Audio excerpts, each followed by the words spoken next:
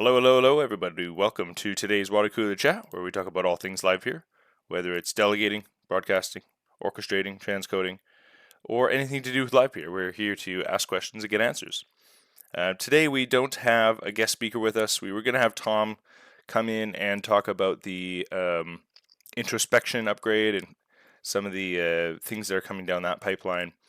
But he is away today, and then next week it's a holiday for him, so he won't be able to make next week's. But the following week, on June 5th, he will be here, and hopefully he'll have actually something deployed or something to show us by then, so that's very cool. So we'll have him coming up in a few weeks, and then hopefully maybe a guest next week, but today is just a regular water cooler chat. So I'll start with introductions, and then we'll jump right into it. Also, if you are so keen, we are currently we are watching Xenon. We're live streaming this on Xenon, but there's another streamer here, the Capped 5, that I'm kind of rating right now, which I'm sending him credits and seeing if we can get his viewer count up on Xenon, because hey, why not? So if you care to throw him in on the background and just say hi, it'd be good to support people using Xenon. So I'll start with myself. I'm Titan, been running the Titan Node Orchestrator since April 2021. And today my topics are the introspection upgrade, just some of the work that we did on it last week, which was a good start, I believe, but a lot of work to go. And I had another topic, but I forget it, so we'll come back around to me if I think of it later. So let's move on. Pon, would you like to introduce yourself and a topic? Good evening, everyone. I'm Pon. I've been running Pon Node Orchestrator since April 2022. We have no specific topic. I'm just listening in. Very good. Thank you so much for joining us, Pon. Papa Bear, would you like to introduce yourself and a topic? Sure. I am Papa Bear. I run the Solar Farm Orchestrator. That's been since July of 2021. I would also like to talk about the introspection work that we're doing for visibility into selection process and stuff. Going through some of the original stuff, it's a lot deeper than I thought. I think I'd like to talk about just maybe if there's certain things we should narrow down or just kind of general talk about it. So that's my topic for the day. Very good. I like it. Thank you for joining us, Papa Bear. For Koonsman, would you like to introduce yourself and a topic? Hey, Joey for Koonsman out here. Don't have a specific topic for today. No worries. Thank you so much for joining us, as always. We have Ben. Would you like to introduce yourself and a topic? Hey everyone, Ben with Authority Null. Been running for over a year and a half, I believe now. Only topic I guess would be, it would be nice to hear Doug touch on some of the stuff that Nico dropped in governance. Not sure I fully understand all of it, so it'd be good to get some clarification there. Very good. Is that in reference to the public's good funding? Correct. Very good. I like it. Thank you for joining us, Ben. Frank, would you like to introduce yourself and a topic? Yeah, good evening, everyone. I'm Frank. I'm running Ultima Ocean Node since 2 years now, and I have no particular topic. Thanks. Very good. Thank you for joining us. John, would you like to introduce yourself and a topic? Hey everyone, this is John with Elite Encoder. I've been operating since October 2021. Questions today, topic today would be mostly around the broadcaster logging and introspection. I like it. I like it a lot. Thank you for joining us, John. Doug, would you like to introduce yourself and a topic? Sure, DOB here, one of the founders of the project.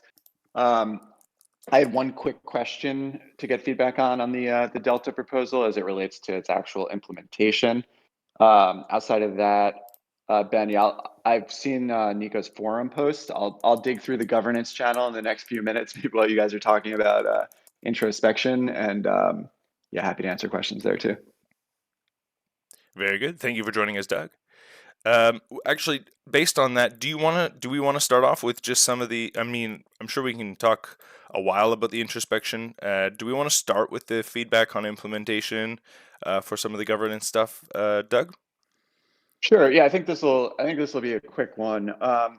So one of the big kind of constraints that we have in the design for the Delta proposal is how can we plug into current tools and frameworks that are already built that have great product UXs for for treasury governance and voting and whatnot, so that we don't have to build that all from scratch and design all the systems from scratch, which could just take forever.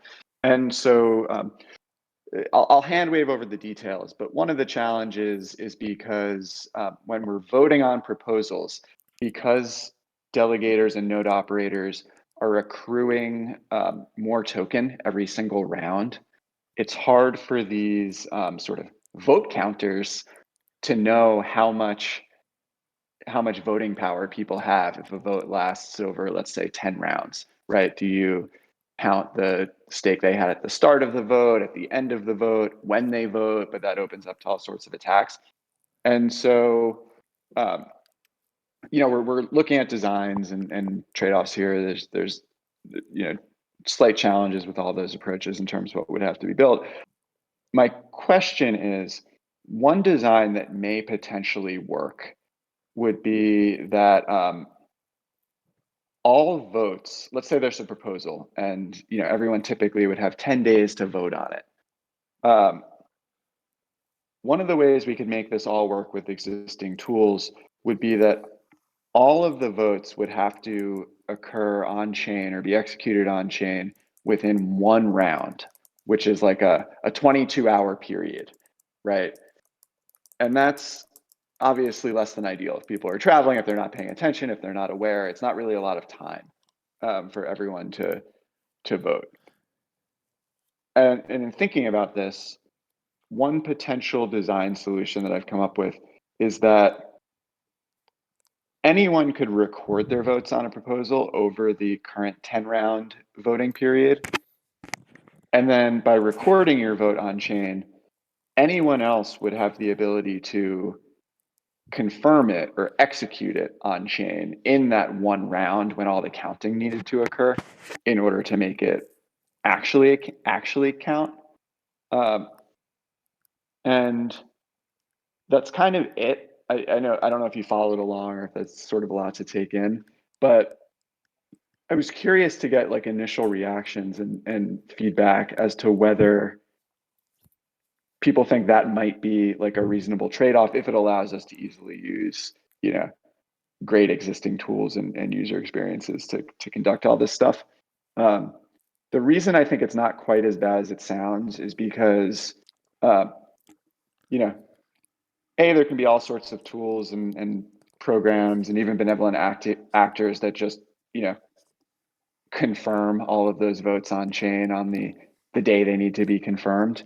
But B, sort of the natural incentive exists for people to show up to confirm those votes, because if you want the vote to pass and you see that there's a bunch of sort of pending unconfirmed votes that are in the passing direction, then you sort of have the incentive to show up and confirm those on the day. And if you don't want it to pass and you see there's votes sitting there pending that just need to be confirmed, you have the incentive to show up and do that as well. And so, let me pause there, ask if people followed along, and then see if people have strong reactions about this being a reasonable trade-off or a terrible idea.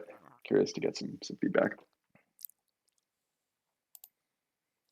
So just to summarize, I'm gonna try my best. There's basically two ways to go about this. One is you do all the voting within one round, so there's no discrepancy in inflation rewards, and the other is to kind of make a vote which you signal which direction you want to go, and then when the round happens, then the vote gets placed on that day with the results. Is that what you're saying? Close, but I'm not describing those as two options. I'm only suggesting the second option where you have a week to signal, or you have the 10 days to signal. you don't even have to signal. You could just show up on that final 10th day and actually execute your vote, right? And Sure. then I'm saying that but if you signaled on chain, we'll ensure that vote gets counted because someone will execute it on chain on that last day. I guess I shouldn't say ensure. The protocol would still be, you're responsible for showing up to submit it on that last day. But because anyone can do that, there's plenty of incentives for that vote to get counted. Yeah, it's kind of similar to like early voting polls in elections. Like you show up early to vote, but it doesn't get counted to the day, kind of thing. Right. Seems like a And it's on you to, if you really want your vote to count, you do have to show up on that last day to make sure someone counted it. I think I missed part of it. What's the point of signaling? Why do we do that Yeah, good ahead of time? question. I don't know if signaling is the right word. I'd say it's recording your vote on chain in advance. And the reason is so that, well, there's a couple of reasons. One is during that 10-day period, everyone can see how the vote is going. If you're an orchestrator, your delegator could show up to, override their stake in the other direction if they disagreed.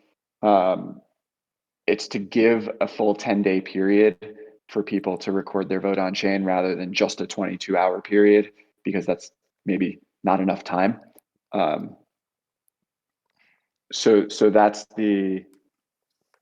those are the reasons. How did we do it before? The way it works right now is that your votes just get logged on chain, and they don't actually get counted on chain. They just, like, the subgraph indexes them, and just sort of, we look at the tally at the end of the voting period. And because there's a security committee that executes the result of the vote, they just observe what happened at the end of the voting period. But there's Right. no, Because right now, there's no like binding on chain logic that can look at the result and do something with the result. Right, because now we have to deal with this treasury, which is decentralized, so we need to build in the logic prior to, launching it, basically. And we have to decide how we want it to, we want the mechanism to work, because previously all the votes were basically just the committee would act on the votes that they saw. Right. Hmm. Yep, that's right. Isn't this a And fascinating with the treasury, if you thing? want the money to be released from the treasury automatically and permissionlessly, then there has to be enough data on chain so that the smart contracts can do that.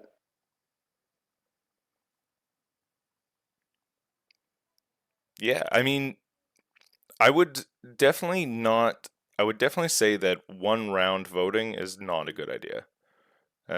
We definitely want the 10-day window, so however we can achieve that is probably going to be preferred.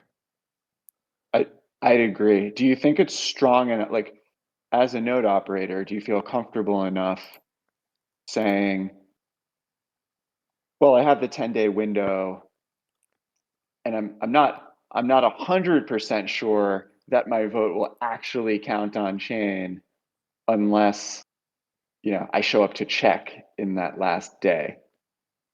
But I know that, say, someone's running a service that'll go through and submit, confirm all the votes on chain for us. Or, like, if anyone wants my vote to count because they want the outcome of the poll to go in the direction I voted, they have the incentive to submit it on my behalf. Is this because you need someone to initialize the actual smart contract to take the action, and that person would then have to actually tally up the votes? Let's say that you have 10,000 LPT staked at the start of the vote, like on round 1, and by round 10, when the vote is finishing, you have 11,000 LPT staked, right? We the contract needs to know, does this person's stake, are they voting with 10,000 or 11,000 LPT, right? And because because people can move their stake around during this 10-day period, you could have all sorts of attacks where it's like, I stake 1,000 to you and you vote, and then I move that to another node and they vote, and then they move it to another node and they vote, and you wouldn't want that 1,000 LPT being counted all the time. So it's like everyone has to vote within one round when all this sort of the state can't be moved. This gets into an implementation detail. It's like in a pending state until the next round starts. So that's the reason why we need to like snapshot it. If we could snapshot everyone's stake on chain at say the start of the vote, that would kind of solve it, but you'd have to pay a ton to do that for 4,000 plus delegators. You would have to modify our smart contracts a lot, introducing potential bugs in order to track it on an ongoing basis. So that's why there's some of these implementation challenges. I wasn't going to get into, just try and keep it simple for feedback, but yeah, that's some of the background. Wait, but I'm trying to understand though. Like, let's say that this person with the 1,000 LPT, moved during this 10-day period, moved from one orchestrator to another, and each orchestrator is each pointing in opposite favors. It doesn't really matter though, because on the day that it happens, where that person's stake is what they vote, right? Right. That's the challenge, because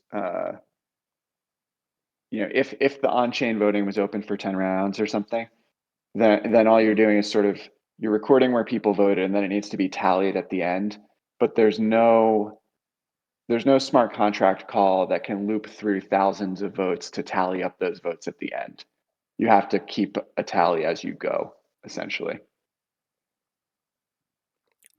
So on day 10, we can't call everyone's vote and tally it from there? That's sort of what I'm suggesting, is that there needs to be one transaction per vote on day 10. One transaction per vote, rather than someone initializing a transaction to calculate all 4,000 addresses in their vote. So, is that what you were saying? Correct. Okay. And by the way, we're saying 4,000 because that's how many delegators there are now. But imagine someone like Sybil attacks this and creates 1 million delegator accounts, and a transaction has to loop through and tally up 1 million votes. That becomes thousands of times more expensive. Right. You'd probably run out of gas. Their gas limit Yep. wouldn't be high enough. Yeah. You'd run out of gas trying to calculate 30 or 40 votes probably. Yeah, that's right. Right. You could take up an entire block and we'd be 1% of the way there. Okay, well, right. So the idea is we need to have a way where the paying of the gas happens when a voter wants to vote, and then therefore there is no extra initializing votes that we have to scramble around and achieve. These need to happen once by the person who's submitting the vote, and then based on they get tallied as you vote. They get like tallied up when you submit your vote. Right. Okay, I see the problem here. Okay. What is the problem with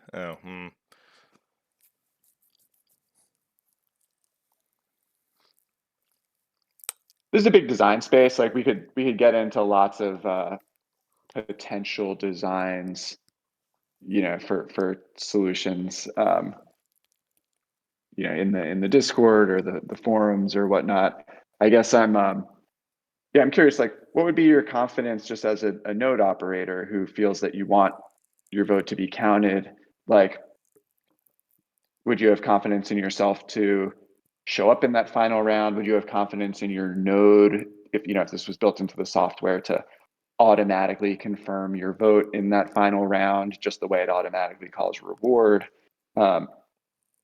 You know, do you believe in the incentives that, hey, if your vote's signaled on chain and people want, you know, your vote to count, they're incentivized to confirm it in that final day on your behalf because you know, it'll help the vote pass, right? Or is there some sort of negative reaction? Hey, this is too complicated, or it feels weird or risky or something like that. Well, from an operator standpoint, from an orchestrator standpoint, I probably wouldn't have a problem showing up on the round and executing the transaction. Daily I'm checking things anyway. So, if I got a Telegram reminder from Varies saying, "Don't forget to vote today," I'd be like, "Got it." Like I probably wouldn't miss a beat, and I feel like that would be like that for quite a few orchestrators. It's just the By the way, delegators. quick interjection. Yeah, quick interjection. Titan, do you think you would signal on day 1 and then confirm on day 10, or do you think you would not bother with the signaling? Ooh, that's interesting. That was one of my questions. Is that I mean, if you feel like your vote is going to be going the opposite of the way that is the, let's call it, popular vote, I don't know if this would be a problem, but with, you know, if it's not a requirement to signal on day 1, I would think that those orchestrators would probably not do that. And then what's the advantage of having that extra time to signal? So I think it's a service to your delegators. It Yeah. depends if you want to make that representation to your delegators or not. Right. I But I that's the have way it works now. I have a tendency of, if I vote early, I try and vote early, and what I do, I tell people what I vote because I want them to maybe vote the same way I did. So I'm encouraging them. And so for me, yeah, I will vote early and publish it because people that either respect my opinion or maybe are just in the middle, they go, "Hey, look, I don't know much about this issue, but I like this person, and so therefore I might vote this way." So I have a tendency to vote early and publish, but I know that's not the case for everybody, or even many people. I don't know, but that's what I would do. I would vote early, but not out of like any particular reason. That's if I feel strongly about something, I will vote and tell people early so that they can do the same. But yeah, if I'm on vacation, oh, sorry, go ahead. but if I'm on vacation, then I might not get it to the last day. So I don't know. It depends. And if you signal that you're voting one way, are you then locked into voting that way? And the actual vote comes My down? suggestion is like, here's how you're locked in. And again, I don't know if signaling is the right word. Like, what I'm saying is, if you vote early, I guess. your vote. Okay. You're recording your vote on chain, and I'm suggesting that once you do that, anyone has permission to confirm it on that final day for you. And that's actually a service to you, meaning you don't have to be there on that final day. You could be on vacation. You can do whatever. You've already locked it in. Right. So there's no flip flopping. Okay. Like you're yeah. setting You your could vote. change it. That makes, yeah. I think you could change. I think you could change it before that final day, or even on that final day. But once you've recorded it, it's not just a signal. It's like there to be confirmed. Right. Does it have to be Mm.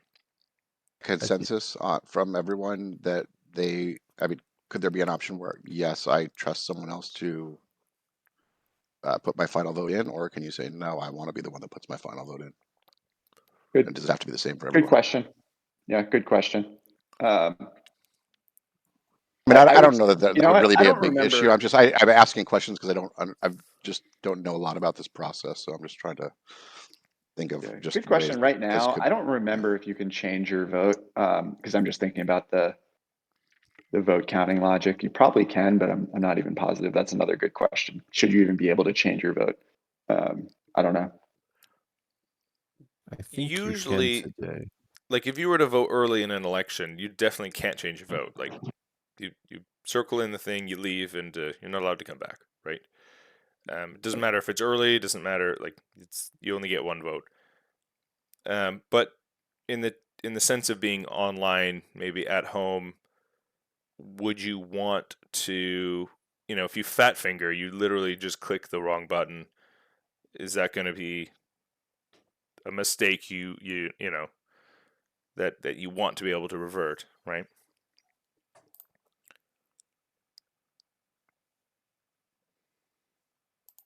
I think being able to edit is a good idea. And then for the confirmation, I'm okay with like reward call or something confirming it. But certainly wouldn't want anyone else to be able to vote on behalf of my address.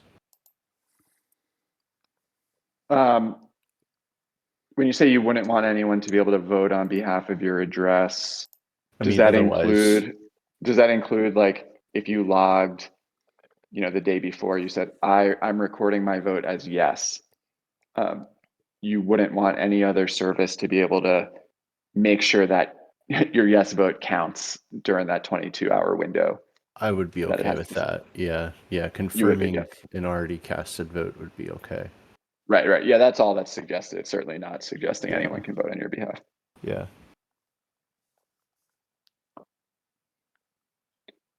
Cool. Yeah, thanks for like the feedback and initial reactions. This is one of those ideas that like the first time I said it, I thought like, oh, this is probably a non-starter or nonsense. And then like the more I thought about it, I was like, okay, it could work, but there's some drawbacks. And then the more I think about it and talk it out, the more I'm like, it's actually a pretty reasonable system. Like there might be very little friction and very few negatives that occur due to any downsides or people being confused if the tools are good and the incentives are right. So yeah, appreciate the feedback. Definitely, still doing technical designs, but I'll take it into account. Yeah, I would definitely say that multi-day voting is pretty important. Every protocol that I've ever voted in has multi-day, and I would say it's a pretty big thing, pretty important piece. So Yep. yeah, the logic behind it I don't know, but that for sure I think is pretty key. So there's some of that feedback. Cool. Yeah, if where is a place we can continue this discussion? Is it just in the Delta forum, where we can keep going on with this kind of topic? Yeah, I think the Delta forum or the protocol or governance channels in the Discord is fine. Yeah, there's not too much. There's just sort of like a design in my head so far. I haven't really written it out, so not too much reference on this concept yet. But those channels are always open. Cool. Yeah. Head there if you want to continue on, or if you have a good idea to solve this problem. I like it. Perfect. Okay, let's do a couple more introductions because some people have joined us, and then we'll continue on with the rest of the topics. Ryan, would you like to introduce yourself and a topic? Ryan, are you with us? Nope. No, I'll move on. Mamood, I see you've joined us. Would you like to introduce yourself and a topic?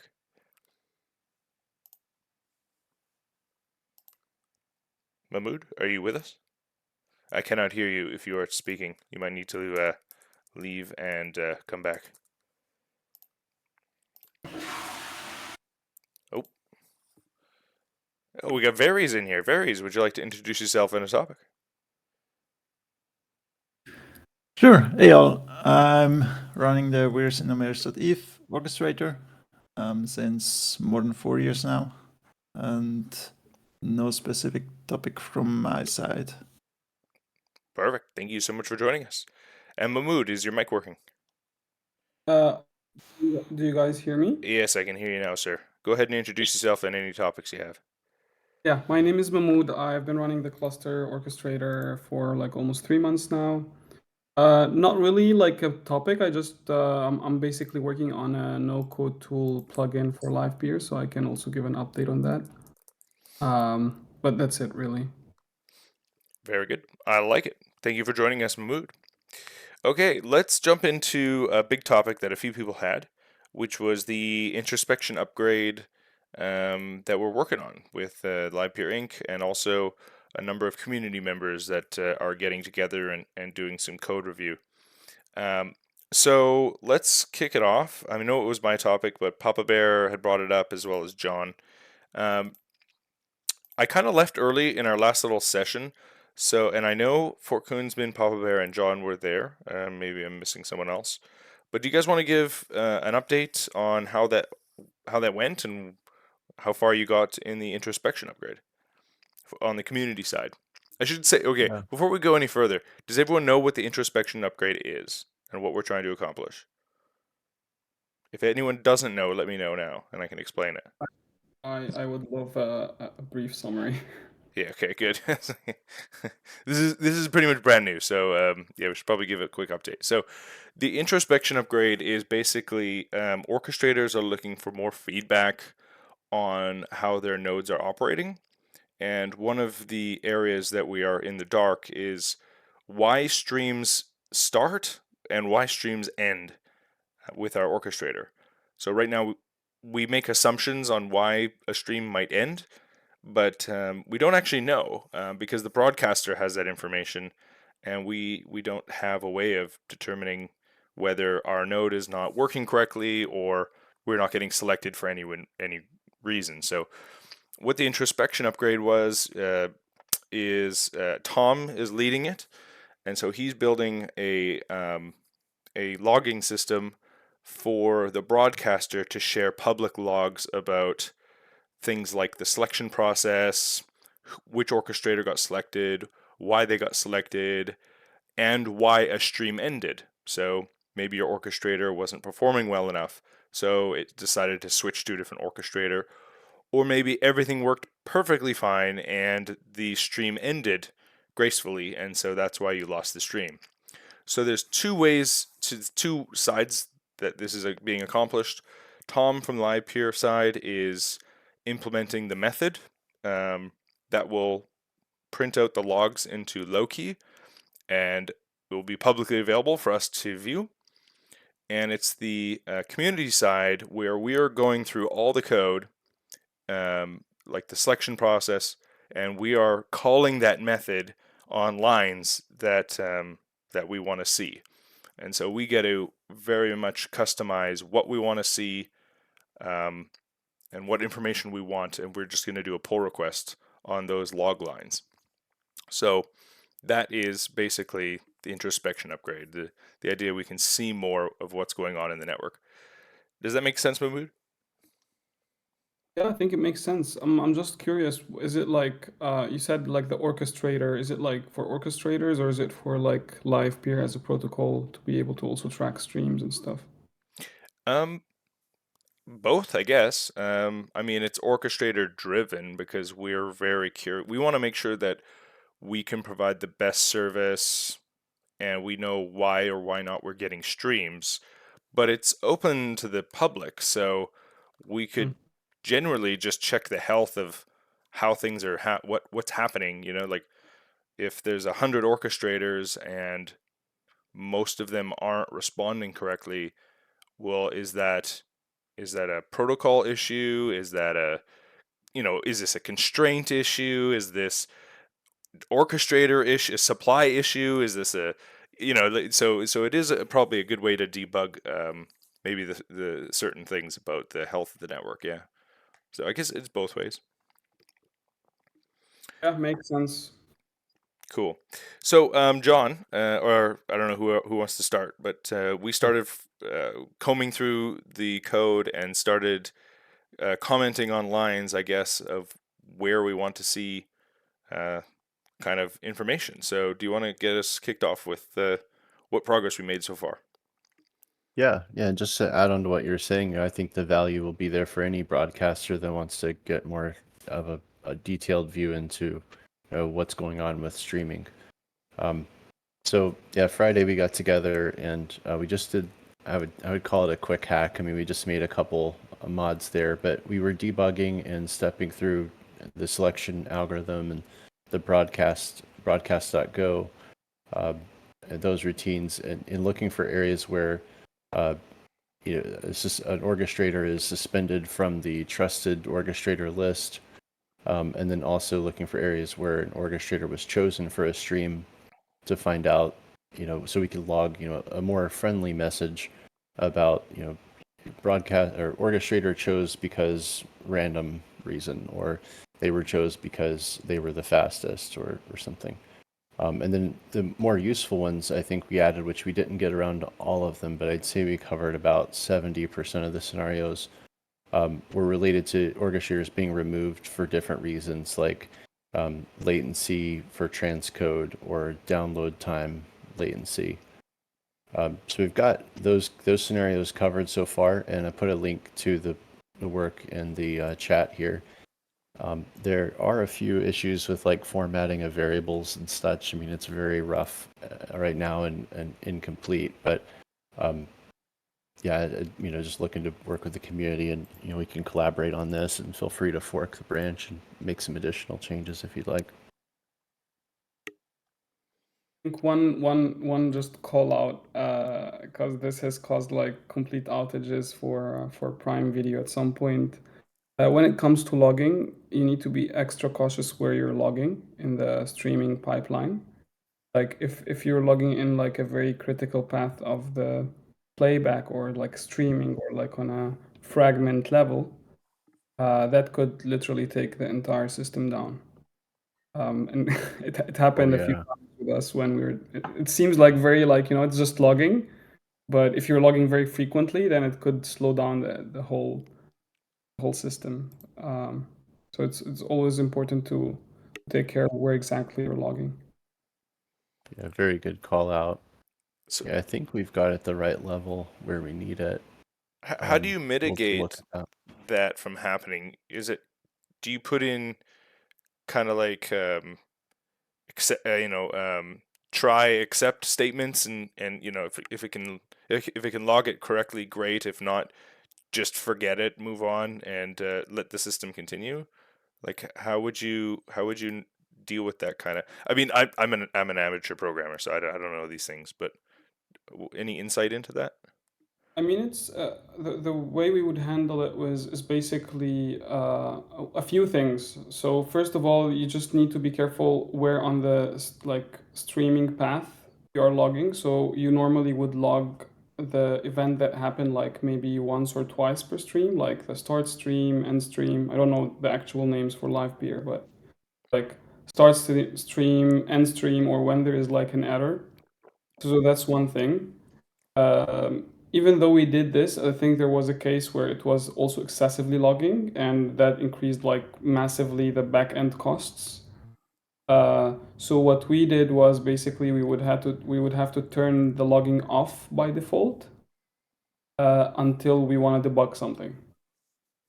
But hopefully that wouldn't be the case if you just do it like with the events that happen like once or twice per stream, then that should be fine. But if you, for example, log every time a fragment is received, or right.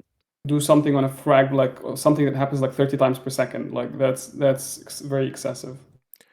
I wonder if we could do a thing, because we have 100 orchestrators, and so it would be pretty excessive to clump all 100 orchestrators into a log every time a selection of a single segment, like single stream, came in, right? That would just start really creating a lot of bloat for a lot of information that most orchestrators probably wouldn't look up at that time.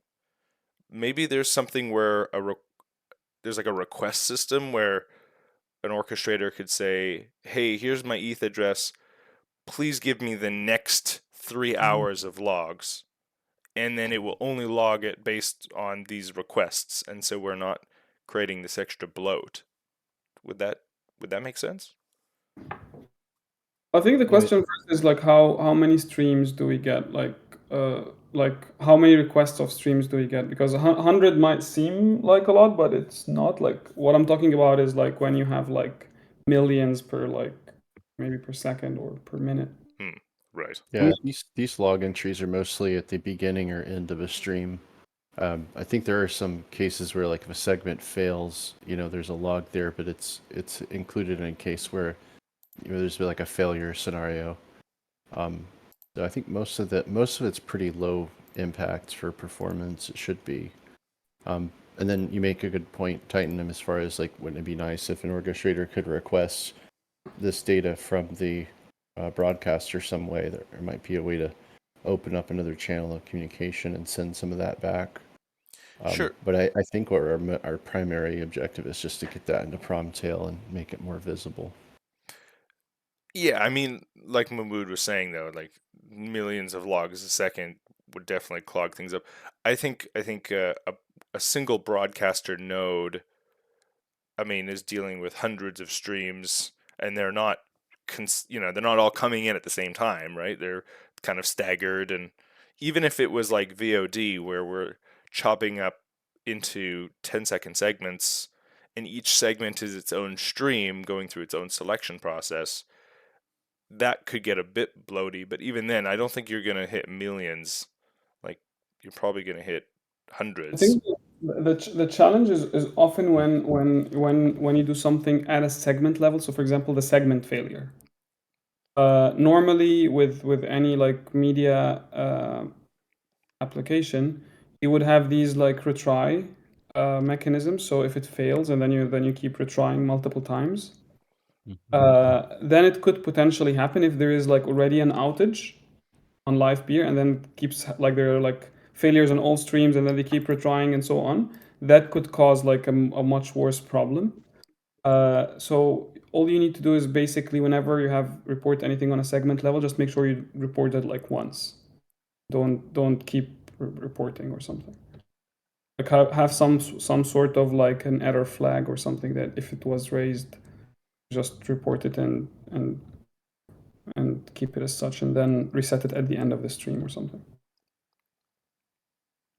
That makes sense. Yeah, we'll keep an eye on that, and I assume it'll go through code review too as we get closer to merging this.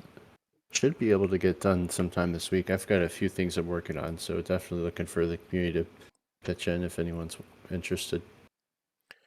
When is a good time that we could do this again? I know we did it last Friday. Are we interested in doing this? I mean, at this point, I think we're relying heavily on, I think, John and Brad. Brad's in the audience. And you guys got great setups for debugging already, and know how to code and Go, so that's kind of helpful. And then Mike Zoop obviously is a wealth of knowledge. So, and I'm only just speaking on behalf of the people that there were last time. So, when do we want to maybe meet up again and continue down this path?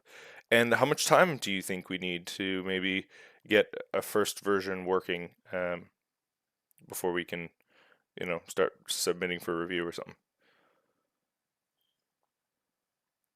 I think one more iteration like what we had on Friday would get us there, and I mean we could definitely work ad hoc with it too.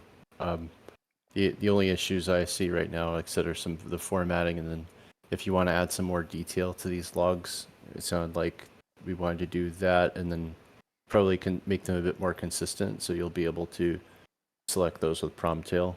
Go through those requirements a bit and refine it. Right now we're just trying to capture all of those lines that need logging, and then we'll build out the detail.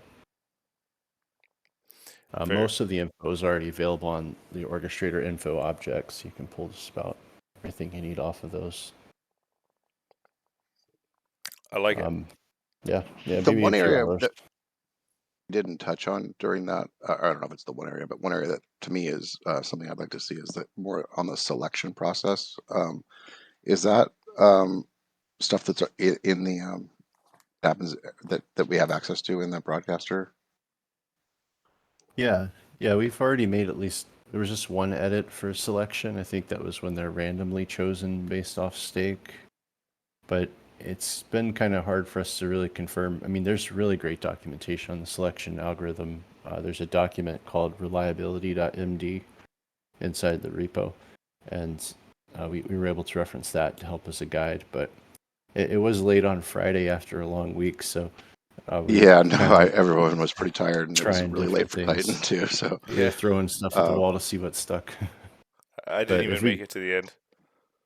yeah, no, one of the reasons I even bring that up is after that, I saw that Brad and Mike were having a discussion in the Discord about that testing some stuff, because Mike was not getting streams after the after changing his service UI, or his the service UI, and Brad between looking at the logs there, they realized that that it wasn't that the broadcasters weren't picking up on the new service URI well after the time that they should have done that. So if this is going to be used for debugging, I think that's some valuable information, and that's been an issue that's been going on for a while. So I'm sure there's a bunch of frustrated orchestrators that can't figure out why they're not getting streams. So I'd like to see something like that, but in the logs. But again, I don't want to make them so just cumbersome and just too much info where it's like, oh God, I don't know, how do you even go through this? One of the But, interesting things that we found when we were debugging is, I think, when we saw the variable address, in some cases it was actually like the service URI, not the ETH address. So that was interesting. I'll have to dig into that a little bit more, but that could play into your issue, or at least, area that we could log that as well. And I think that's one of the fields that we were going to put in there, along with the ETH address. Okay, good. Yeah. Yeah, I don't, I'm not being a developer, I don't know really how far along we are on this, from I mean, even though I was sitting there watching it, to making it into something that's useful. But I know that there was a bunch of lines added for logging, but it's to me it looks like it's still a ways off. But again, I'm not the one that does it, so but I would like to be able to see what's going on behind the scenes.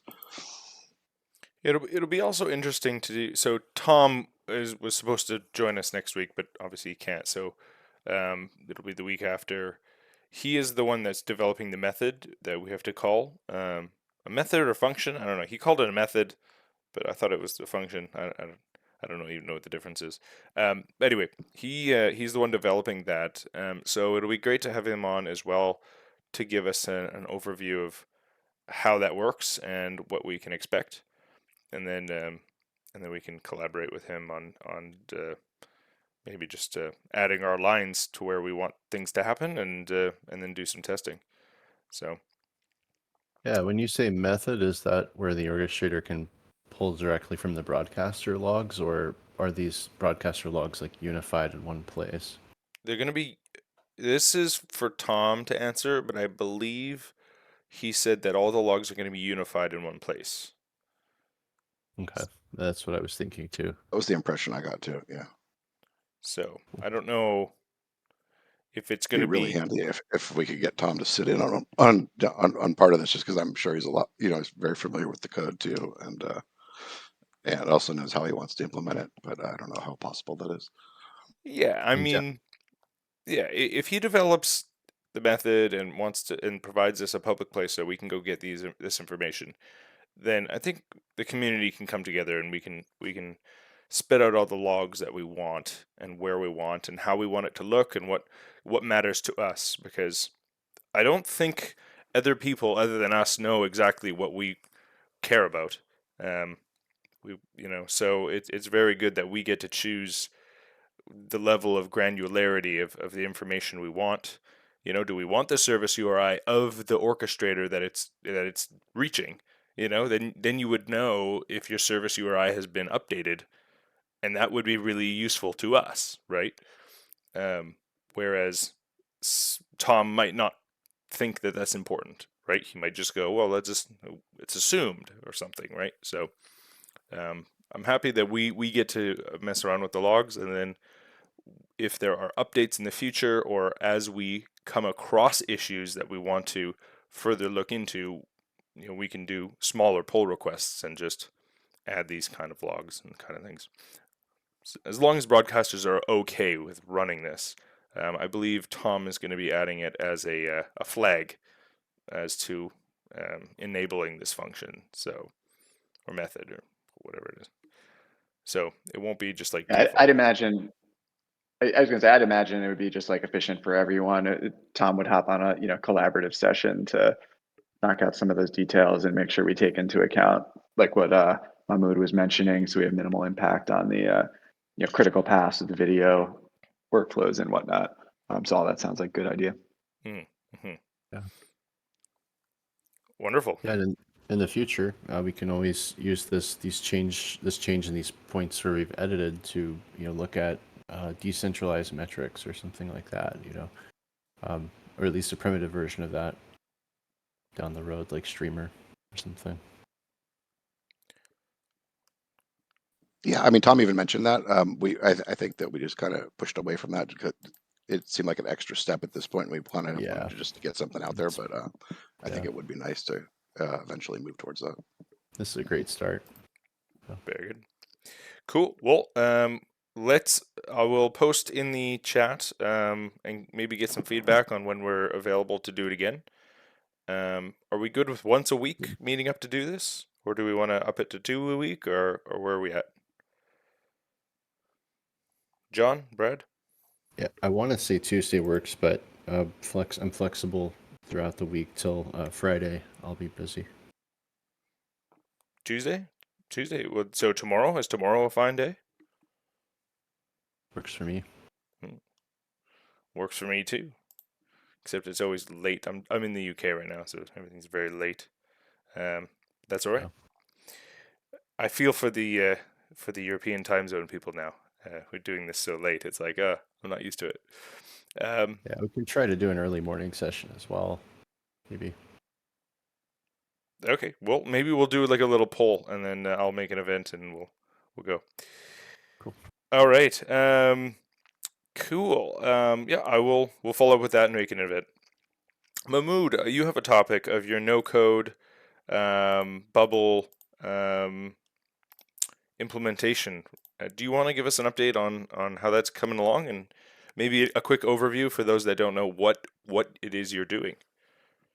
Yeah, absolutely. So let me first give you a brief overview of what I'm doing. So what we are doing is right now you could see that there is like a big rise of no code and low code tools because there are a lot of non-tech founders and startups that are trying to build apps, and obviously some of those apps are using video and different sorts of media.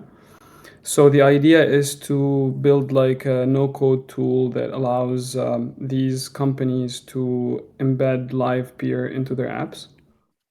One of the I think biggest frameworks for no-code is Bubble. So the idea is to build like a Livepeer plugin for Bubble. And that basically does a few things. The first is it's able to play like Livepeer assets, whether that's live or on demand. And the second thing is that you'd be able to set up your API key and transcode. So basically, you'd be able to upload to plug in like a field where you can upload like a video and be able to transcode it. So that's pretty much the idea. What I'm doing now is like milestone 1. That's basically being able to play a Livepeer on demand or live stream. That I'm almost done with. Just need to polish it a bit and present it in a nice way. Right now it's still like a bit messy. The way I did it is actually similar to like another plugin which is called Video.js. Sort of uses more or less the same idea. I can actually maybe link you the GitHub ticket as well, so that you can follow, because I will be posting like my updates there, and like maybe screenshots as well and stuff. So also to get feedback. So I can actually do that right now. Yeah, that's pretty much the update. I like it a lot. And when do you think, how far along are you to having a complete plugin? Do you think how much more time are you looking to use? So the scope is for 3 months. The last, so there are again like sort of 3 milestones. The first one is like the playback, which is again playing live and on demand. The second one is doing the transcoding, like again integrating with Livepeer Studio. You can put your API key, and then you'd be able to transcode. And the third milestone is like building a simple app and sort of explaining how the plugin works, because it's sort of easy to see the final outcome, but when you're building a no-code plugin, you need to capture some things like what are the different events, because as someone who's building an app, you don't just want something that plays a video. You want to have, for example, like a styling for the player, or you want to have specific events to be notified of. For example, when, I don't know, there's a change in a video track or an audio track, or when the stream ends or when it starts, or when there's like a seek event, so that you can change your app behavior based on those events. So the last milestone is for me to basically build like a sample app, and also to sort of create all the material to explain how exactly to use that plugin. Very good. So you're using Livepeer Studio APIs to integrate into. Would they have to then pay the subscription for Livepeer Studio to continue using it after their free tier? How does that work? Yeah, so the way I'm designing it right now is that yes, they will have to create they would still have to interact with Livepeer Studio. They would have to have an API key and so on. So that I don't really shortcut, but my reasoning there is that Livepeer Studio is like easy enough for someone who's not technical to set it up, and I just want my documentation to be simple enough that they can go and be like, okay, yeah, just go here, create an account, put your card details, and then just put in this field your API key, and then it should work. Yeah, definitely. Which makes it very simple for people that are building on no-code platforms. Yeah. Also, I think it's easier in terms of maintenance, because then if I like completely abstract Livepeer Studio, if later on someone changed something in Livepeer Studio, then the plugin breaks. I don't want that.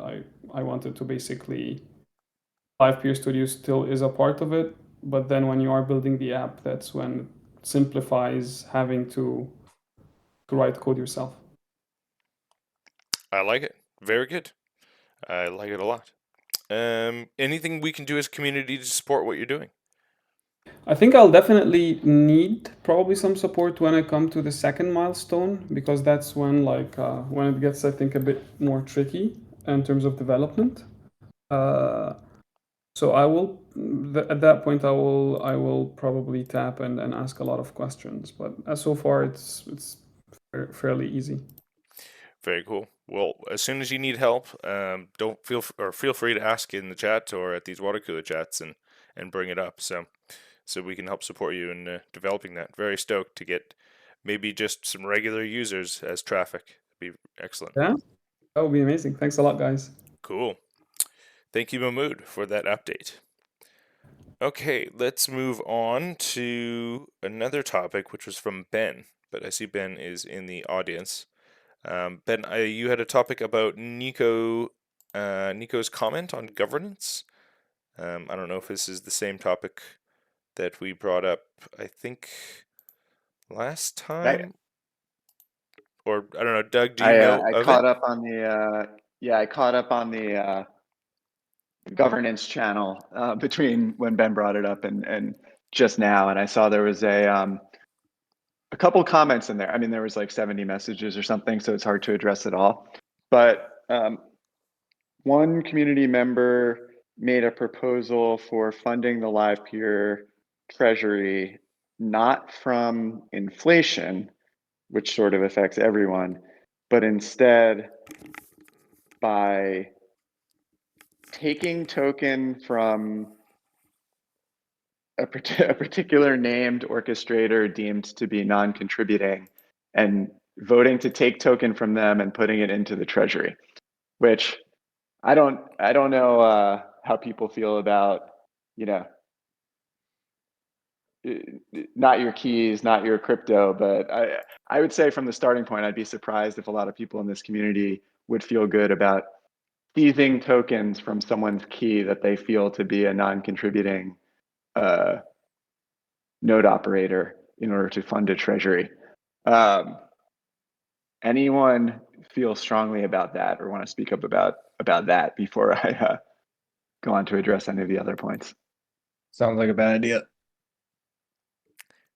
Yeah, seems like a weird idea. Just to confirm, it's targeting one orchestrator, or not even one orchestrator, one account holder. Yeah, I mean, I read the thread quickly, but it was targeting the Coinbase Cloud orchestrator, formerly Bison Trails, maybe just as an example, but as an example of one of those O's that has a lot of stake that isn't running GPUs or earning fees. And I certainly, I'm completely empathetic and understand perceived frustration around that, or quote unquote unfairness. I've spoken about that in the past, where yes, it's visible. Yes, it's not necessarily helping the network directly through transcoding. Debatable, how much you would argue that Coinbase helps the Livepeer ecosystem by being a lister of the asset and an entry point for retail to understand and get involved in the ecosystem and whatnot. People can decide for themselves whether they're making valuable contributions. But also just the notion that if instead of that being staked to an O, it was just staked towards low reward cut other O's, it would almost be transparent, and I don't know if people would feel that they're leeching from the network by earning their rewards by staking to other nodes. And while this is maybe a little bit more kind of visible to everyone, it's not stealing work from anyone because it's not being selected for work, and it's those jobs are going to all the node operators that are running GPUs. And so at the end of the day, they're just sort of not earning the maximal yield because they're not earning any fee share.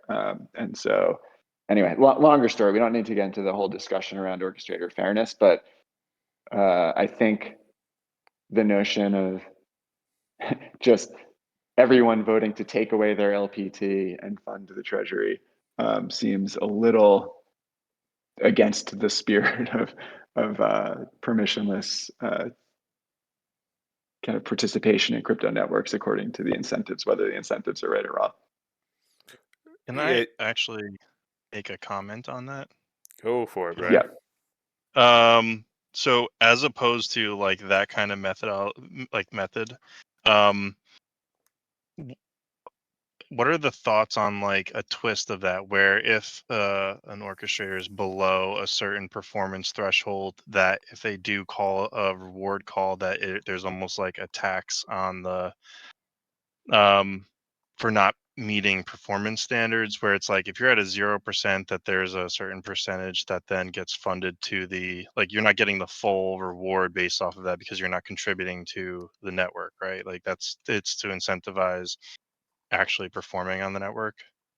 I'm not saying all of it, or just like in the percentage would be debatable, but like you're not robbing them of it. They can get themselves out of it, right? They can throw up start transcoding it or increase their performance score. But basically it's saying like, here's like a penalty for being below, like it's similar to like slashing, right? But something where you're not taking away from their base stake. You're reducing the reward cut, or the reward that they get.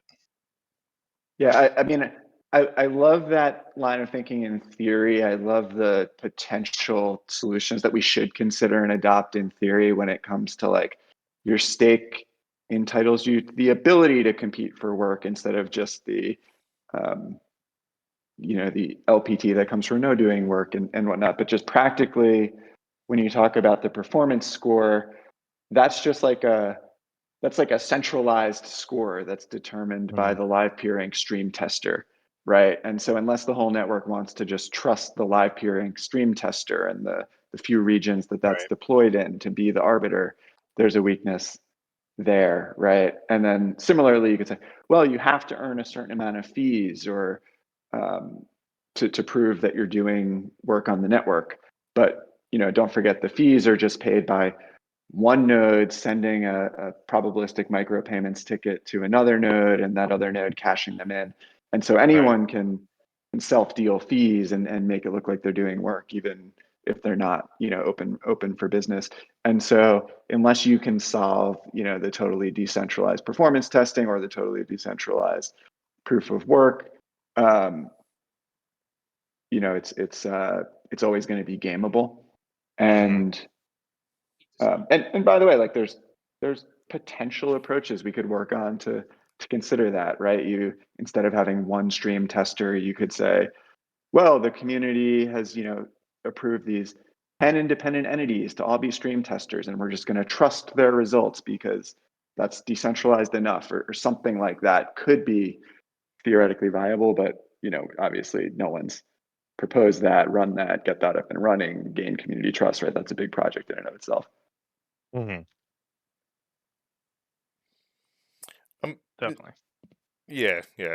The problem of figuring out who can do performance is very tough. That conversation has come up almost every year now. Is how do we incentivize it based on performance? And yeah, I think that's been a tough question to answer. I'm not sure if it's possible. It was kind of the responses in the past. I mean, as there's more demand, like the fees do that automatically, right? Like the more demand and fees there are on the network, the higher, the bigger the difference between the actual transcoding O's and the non-transcoding O's, and that, yields generation number will look a lot higher on the actual transcoding O's, and then the less sense it makes to just stake towards one of these non-transcoding O's, right? So it always comes back to just getting more organic demand on the network. Just to follow up with the whole that concept as well, as that's kind of built in. This proposal was for somebody to, well, for the community to vote to take tokens off of one person and put it into a treasury, and somehow that's justified. But even setting a cut of 15%, let's say, to everyone's reward generation across the board, the people that have the most stake are still the ones paying the most in nominal terms, right? Like, I know in relative terms it's the same, but not like if you are a large staker, a 15% blow is, you're still contributing the most to the treasury in the same sense, right? So maybe and so I just, yeah, that's kind of my 2 cents on that whole discussion. That's right. There's another point that was brought up in that forum discussion on, related but slightly different topic, which I also think is good to have a brief discussion on. It was related to this, there should have been a treasury in the first place, and there was, 5% of the initial tokens were theoretically allocated towards ensuring the protocol will have sustainable funding going forward. And those tokens are the quote unquote Livepeer Inc. treasury, right? Livepeer Inc. was not a DAO from the get-go, and so what's it mean that shouldn't those tokens be the ones that are used to ensure sustainable development of the project going forward? And totally fair question there. And my kind of high level response there would be like, yes, that's right, and they have been and they will continue to be, right? There is no other treasury. So in a way, like those tokens and that value in Livepeer Inc. has been, even though, those I think Nico shared some math in the forum post, maybe they're worth $3 million to $7 million worth of token or something. If you look at it, Livepeer Inc. has raised $48 million worth of capital. You not selling that token, but as an asset that kind of is part of the value that people were putting in capital to invest in.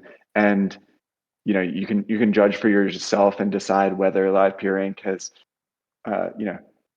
invested some portion of that, the majority of that, all of that in the service of sustainably developing this network over the last 7 years. And also, by the way, still has a lot of capital left to continue doing it for more years, and is searching and can access more capital, or searching for growth and sustainable models to enable Inc. to do it forever. And I just hope everyone recognizes that that token has been used in order to fulfill that that promise in the best spirit of doing what's best to make the project succeed. And so just wanted to mention that sort of brief high level response to that, without diving into all the specific numbers of how every dollar is spent and exactly what everything's worth and whatnot. Yeah, I'm not sure Treasury early on would it have achieved what it's about to achieve now? I mean, even with the trend of treasuries in the crypto ecosystem on how they're going, like even crypto governance, like we still haven't figured it out. Like a lot of people are still a lot of Arbitrum is the prime example of how we haven't figured it out yet. Like, so it's the fact we're doing it now is probably better because we're coming away with it with so much more information and experience in the ecosystem, so that maybe we can make better design decisions. So I'm pretty excited for it. Yep. But yeah, I mean, even the one-to-one voting based on tokens, is that is that the way to go? It seems like it's worked in the past, but that's up for discussion now in the general broad ecosystem of crypto anyway right now. So Yep. Yeah, I think that the now versus the past is a good point, right? And not that I'd like to talk about token price that much or anything, but for those first couple of years, it's like, okay, if there was a couple 100,000 tokens in this treasury, and the Livepeer token was between $1 and $2 for a long period of time during that, before the staking rewards would have accrued, because this token was vesting over 3 years.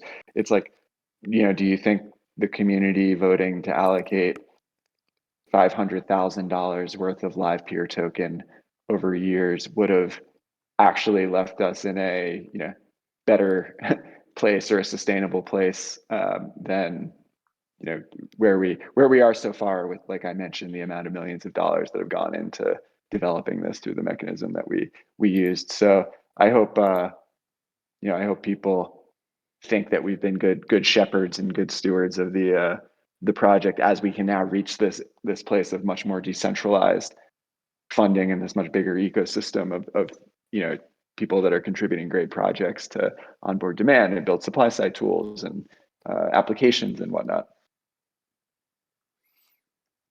yeah, not only do I like it, I love it. Sounds great. Great. Do we have any more comments on the? Okay, but okay. So we've talked about the thread about taking tokens from one other person or one other account. Does anyone else have any comments on that? An opinion on it by chance? Good, bad, or anything they'd like to share?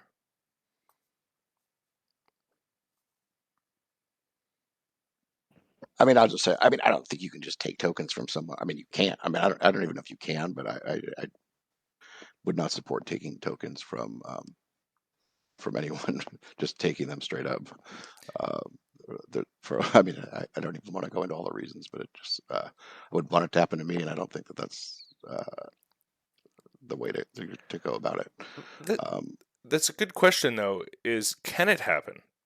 I believe, obviously, I'm not even sure if he actually meant to like literally take them, or if he meant to just cut the reward on them. I don't know what the intent was, but the way it was written, I couldn't tell. I mean, I did read it, but I mean, I don't think you can actually take tokens that have already belonged to someone. I would hope not. Is there No, is there a method to do the that? like Like I the don't. ERC. So first of all, I'm with you, Papa Bear, but the the ERC20 Livepeer token that's in your wallet, there's nothing anyone can do to take that away from you, right? But the staked tokens that are sitting in the Livepeer protocol minter contract, because they've been staked, they're like sitting in a Livepeer protocol contract. Like the community would have to vote to deploy an updated Livepeer protocol that doesn't honor the withdrawal from that node's account, and instead, updates the balance and transfers them to some other account, which would just be, I mean, I don't think we have to waste too much time discussing that, but I just can't imagine setting any type of precedent to do it. Secondarily to that, so would that also affect, just in theory, the delegators on that node as well, assuming that they have absolutely, which is why the specific example of the Coinbase account is crazy, because these are all the Coinbase users who have used Coinbase's staking product, who all of a sudden they don't have access to their tokens anymore. Yeah, I think I don't even know if the I connect optics the of dots that right, on and those top products of exist, just what the legality, or I don't even know if that's the right term, but yeah, there's just like I said, so many things that I do not agree with. There's like 400 things wrong with this. So, but yeah, no, it's interesting. Thank you for I'm not commenting. sure. Papa. I'm not sure if that's the way he intended it. I just really don't know. I mean, I read through it, but if that's what the intention was, I'd almost be surprised. I think the intention was probably just like, hey, here's a node that's not transcoding, that's earning a lot of rewards. Let's punish that behavior, which is a reasonable first thought. Hey, maybe they'll read it the and then start contributing to the network. Right. Maybe that was kind of like this psychology behind it. Like, hey, maybe this will get them to do something. Like maybe they'll go hire one person to go spin up a node and fix that entire conversation because it came up or something. Maybe it wasn't literal, but rather. Maybe they should contract with the video miner pool in order to have the video miner pool perform the transcoding, something like that, right? Any solutions possible beyond taking their token away. Yeah, exactly. No, I think somehow got to get in touch with them and tell them to collaborate with useful network. That would be a good idea. Yeah, sorry, I just gonna jump in quickly. I do believe Nico just used it as example of that node, just because it's still running a CPU transcoding and earning ETH fees as well. Oh yeah, well there's that question too around how they're even earning fees to begin with. I think that was the Binance node, right? Oh, that was the Binance. No, I actually, it's the same situation though. They do earn a small amount of ETH, and I think it's for the same reason that because they do have it looks like they have CPU transcoding turned on, so that they do actually receive segments. They probably don't return them in real time, but as we know, the ticket is you receive the ticket when you get the job. So you being a high stake node, you'll get quite a few jobs, and some of those will be winners, whether you actually successfully transcode a lot of work or not. So I don't think that's what he was referencing, but I think that's probably what. But that is happening on that node as well. Just the math still doesn't add up entirely on that. Hence, we need the introspection project. Hence, back to the that would be very nice. Logging and introspection project, which will give us some answers on that. Yeah, that would be very nice to know. Yeah. Well, yeah, I mean, the math does make sense on that. They still have a fast response time. Well, actually, I'm going to assume they have a fast response time. They just don't. But that's as far as it goes. The discovery time. The selection doesn't take into account anything more than that. So that's where I think there's some room for improvement. I don't. I thought the selection did take into account past performance. I guess we'll find out when we get deeper into the code. Does anyone else know about that? It does. Yeah. It does. Well, I'm probably a little out of date, but like if you don't perform, you sort of get like removed from the consideration pool for some period of time. So it would be a long time before you got sort of tested again for your response time. Yeah, so we just looked at the test stream. That's response time, or that's the your actual like being able to successfully transcode versus just being able to respond to a request. You can get You removed wouldn't for receive like segments for a real job. If you were saying if you receive jobs and then we're failing on the job, is that what you're saying? Or if you're That's right. Yeah, if you didn't return segment in real time, you'd be like removed from the consideration pool for some period of time. right. Anyway, I think we might be going down a Yeah. rabbit hole. Yeah, of yeah, yeah. discussion. No, I think that was not. they might be earning winning tickets because the test streams, you know, pay them tickets or whatnot. So, yeah, I think we need the introspection project. There you go. I like it a lot. Okay, so Was there something else? Did I cut you off, Pon? Sorry, I just want to let Pon finish. I think he might have been saying something. Yeah, Pon, finish your thought. Spoke over him. No, it's all right. I'm used to people cutting me off by now. It's fine. Just a quick one. If you looked at the test stream, so yeah, upload and download is quite decent. Where you can see that it's clearly CPU transcoding and failing.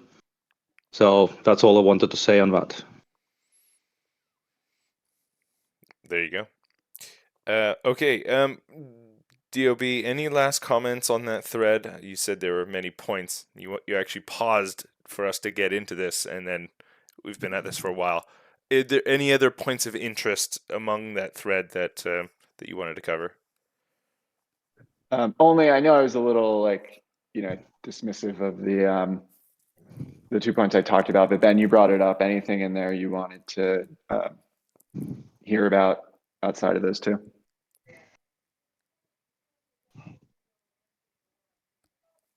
Ben, are you with us, sir? Sir, we cannot hear you. Sir, you might have to leave and come back. Sir, I'm not in charge of Discord. I don't know how this works, and I don't know why it doesn't work every time. But, hey. Are you talking? No, sir, I cannot hear you. Ben Authority Null has entered the chat. We'll need the text chat. Oh, is he? Okay, what is he saying? Can you guys hear me now? Oh, there you go. Yes, I Yeah, can hear you. yeah. Great. Slight technical difficulties there. Sorry. No, yeah, all of that waiting for me to speak was just for me to say I appreciate it, and no, I don't have any further questions. I love it. Cool. Cool. Okay. Now we know for, All right. but now we know for sure. So Yes. Yeah. I just wanted to hear your Okay. beautiful Yeah, voice. good chat. Good chatting with you guys. I actually got to jump to another call, but appreciate the feedback, especially on the voting stuff before. Very Thank good. you, Doug. Thanks for stopping Thanks, by. Bye. I don't know if we have many more topics. In fact, I think we've covered them all. Let me just quickly go through. Yeah, we basically covered them all. Does anyone else have any other topics they would like to bring up? Wow. Oh, one topic I had was the Explorer was down. Is the Livepeer Explorer still down? Do we know this? Oh, it's back up now. Okay. All right. I think I know what happened. The Graph did a restart on their hosted service, and then I think it was supposed to be down for 1 hour, and I think it was down for much longer. So I think that was my assumption. So yeah, as long as it's working again, that's good news. even without that, that info, it's still a pretty solid guess. Yeah. I'm just a part of the Graph Discord, so they did a ping to everyone saying like, "Hey, big deal, shutting things down." So I just kind of made a guess. Probably right. Okay, cool. I think I had another topic, but I can't remember it, so it will wait. Does anyone else have any other topics they'd like to cover, or anything they would like to mention before we sign off?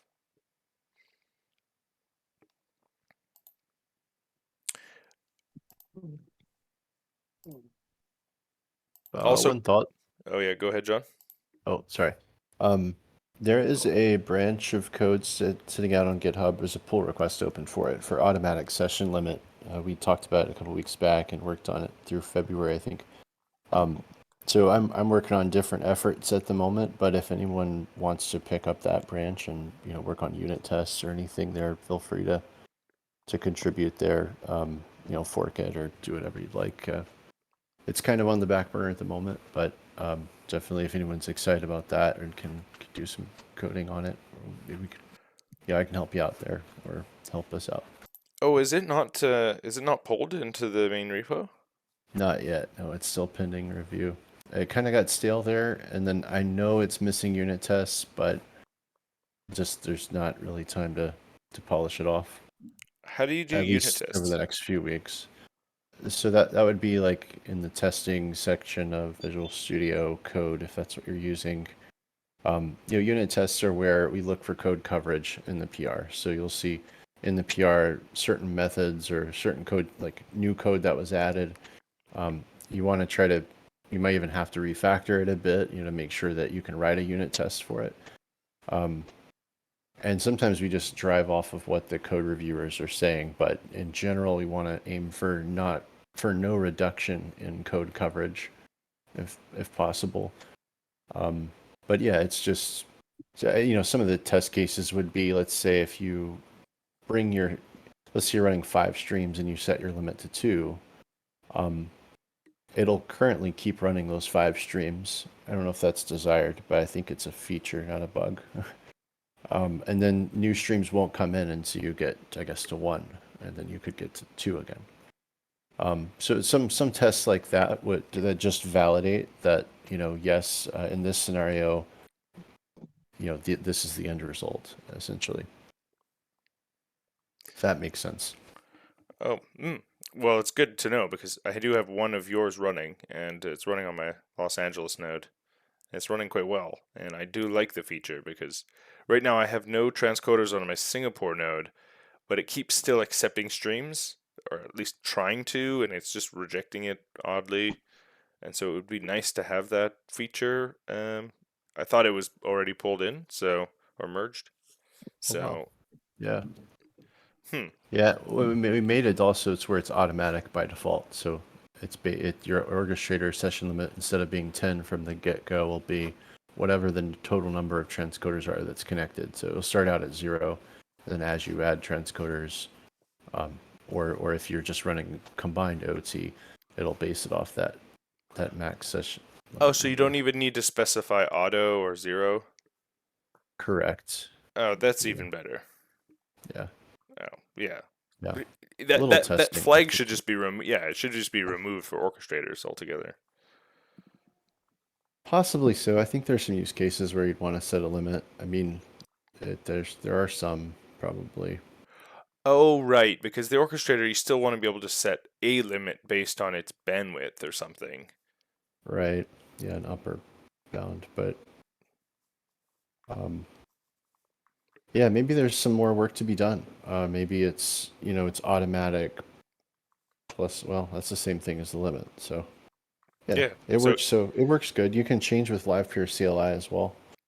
So that's the latest work that was done there too. So you can set it with that. You can switch to auto or a static limit. Either way, it just needs some. I guess, I mean, we ran tests and it's working for you. It's just, I know that they're going to want unit tests, but if anyone wants to put something, comments, I had Chris comment on it earlier, try to bump that up and get code review on it. It's just kind of sitting there for now. Yeah, unfortunately, I don't know how to do code review, or to unit testing, I guess. Maybe I should learn. Yeah. It'll be someone on the core team, I'm sure. Oh, that do the unit tests? No, that will do the review. But yeah, any community member, if you want to jump in and fork the branch and add unit tests or some of the areas that are missing, feel free, or I'll circle back around on it soon as I can. Well, not to add more on your plate, but I'm ready for these introspection upgrades already, so you better get both those done. Got 2 burners running. It's really 3, but yeah, we'll keep up the good work. Well, okay, so Are you down for an early morning session? Is that what you want to do? Tomorrow, yeah, I think that we could do that. Sure. What is early for you? What is that considered? Like, I think 8 to 9 a.m. would be a good time slot, Eastern. 8 to 9 a.m. Eastern time. For 1 hour? You think want to do 1 hour or see where it goes? Yeah. Okay, let's slot us in for 1 hour, and then so 8 to 9 a.m. Eastern time, and we'll do some more introspection logs and see how much further we can get. Maybe Mike will be able to come again, but if anyone wants to come here, that was here last time, or if anyone wants to stop by and add their input, we'd really appreciate it. I would like to, but there's a good chance at 5 o'clock in the morning for me. I probably will not make it. Yeah, that would be normal. But do not change that for me because whatever works for John. So yeah. No, a lot of times I'm in your time zone, Papa Bear. So, but this time it's gonna be like 3 p.m. It'll be perfect. So great. Cool. Okay, I'll create the event, and yeah, we'll go from there. Any other comments, questions, or anything they want to cover up before we sign off?